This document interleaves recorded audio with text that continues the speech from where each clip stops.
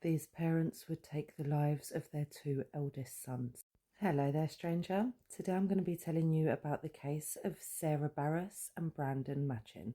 Viewer discretion is advised. Trigger warning, today's case does involve the taking of children's lives, so if you want to skip, I totally understand, but if you're staying with me, then let's get to it. And just an extra heads up from me to you, strangers, this case is shocking.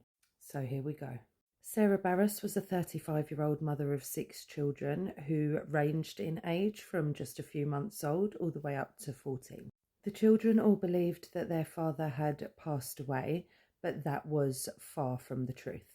Their father was still around and in a relationship with their mother. It's just the parents kept the relationship secret. And the reason that they did that was because the children's father was, in fact, their mother's brother. Yes, strangers, you heard that correctly. The parents were, in fact, half siblings, and that is why they had kept their years-long relationship a secret. Brandon was, in fact, the father of all 6 of his half-sister's children. Now, the social services were involved with this family, but they weren't aware of the incestuous relationship between the parents of the children. A couple of complaints had been made about Tristan and Blake, which were the 2 eldest children of the family. The social services held a meeting on the 22nd of May 2019, which they didn't invite Sarah Barras to discuss her children. The children's status was changed that day from child in need to child in protection.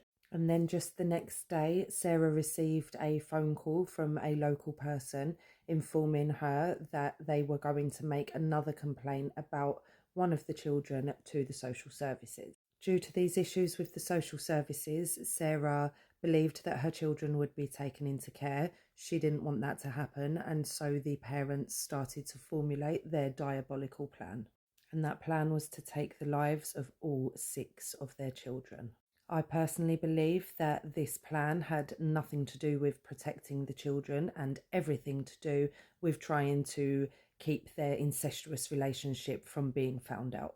That's just my opinion. And look, I'm not usually one to attack another person's intelligence, but this woman was not just half a sandwich short of the picnic, you know?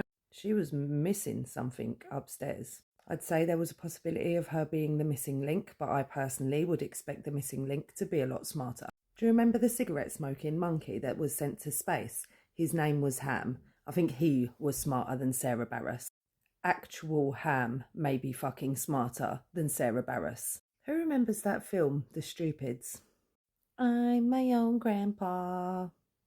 Anyway, as you can probably tell, I do not like this waste of flesh.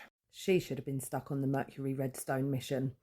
Mind you, we would have had better data from Ham the chimp, to be fair to him. Look, if this story wasn't so tragic and horrific, I could go on and on about the amount of things that I can think of that would contribute more to society than this empty, soulless, evil person. Like this rock. But the facts are this. On the 23rd of May 2019, after receiving that phone call, Sarah Barras took her son's ADHD medication and forced all of the children to swallow the tablets. She didn't even try and hide what she was trying to do to them. Do you understand? They knew their mother was trying to take their lives. She expected the medication to take their lives overnight.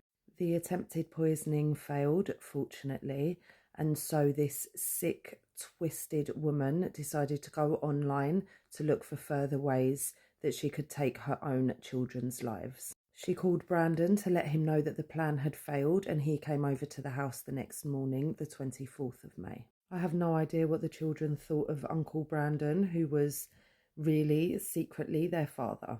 Just can't imagine the years of trauma these kids have been subjected to. It makes me sick for them. So Brandon comes over to Sarah's house the next morning, and it is at this time that the pair take the lives of the 2 eldest boys. Sarah used her dressing gown cord to compress 13-year-old Tristan's neck until he passed away.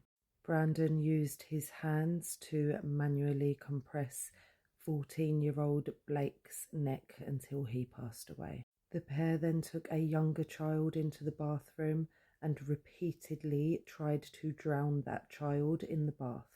Thankfully, they were unable to see it through to completion, and it was at that point that Sarah took the remaining 4 children into her bedroom and telephoned the police. It's reported that Sarah also texted one of her friends that Brandon was trying to take all of their lives and that Blake and Tristan had already passed away. That friend, I believe, also called the police, and a massive police response made its way to the address. 15 cars in total.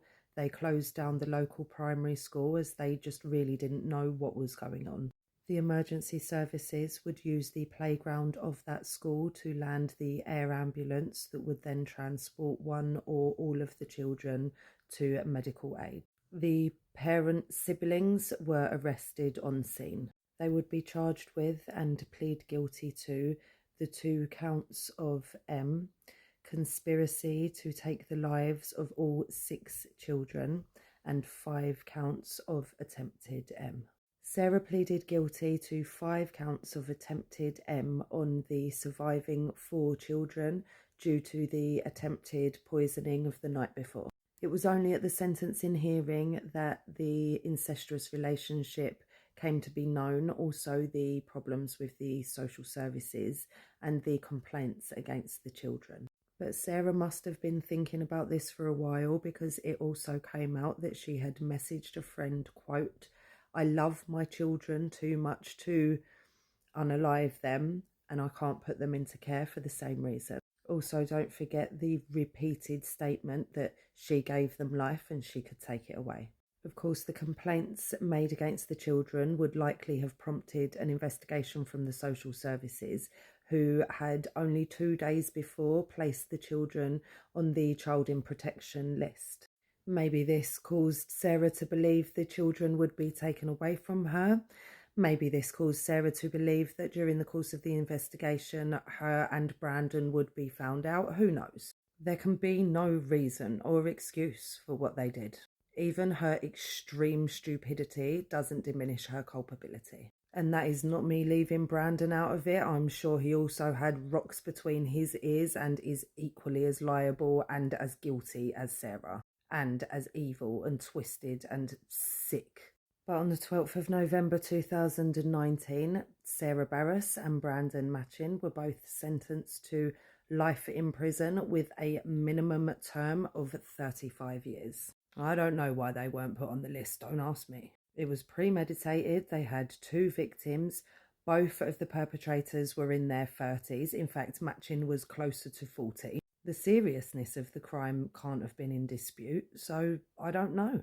I try to keep faith in the system, and ultimately judges do know best, but the horrors and trauma that the other children went through was horrendous and will probably stay with them for the rest of their lives. One of the younger children asked if they will turn out to be a murderer because their mum and Brandon are. They have to grieve the loss of their older brothers. Then they are going to have to come to terms with the fact that Brandon was their father, that their father wasn't dead all these years as they'd previously believed. Then they're going to have to come to terms with the fact that their own parents are half siblings.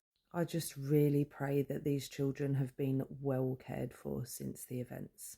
And I really hope that they can go on to live happy and peaceful lives. Rest in peace to 13-year-old Tristan Barras and 14-year-old Blake Barras. And there's not really much more I can say to end this one out. I told you it was shocking. But no, I do not think 35 years was enough. Let me know what you think in the comments as always. And if you've stayed with me up until now, then thank you for watching, and I will see you for the next one.